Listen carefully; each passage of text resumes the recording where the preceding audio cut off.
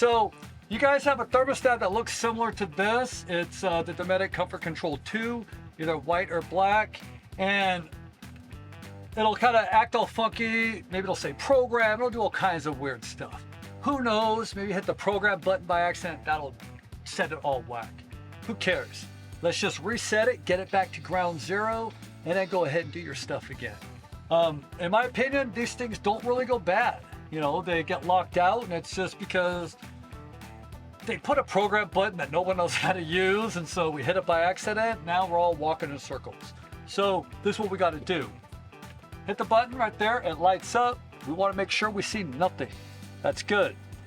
Then from there, we'll hold down the mode and zone buttons until it says INIT. That means it's initializing.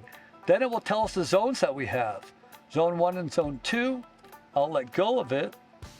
Now for this coach, I have 2 zones. If you have 2 or 3 different zones, 3 or 4, it'll show up there.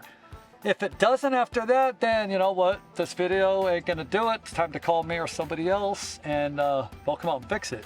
But from there, turn it off, power completely off, turn on one more time, Zone 1, we have Zone 2. Perfect. Turn it off, go about your business. Thanks for watching.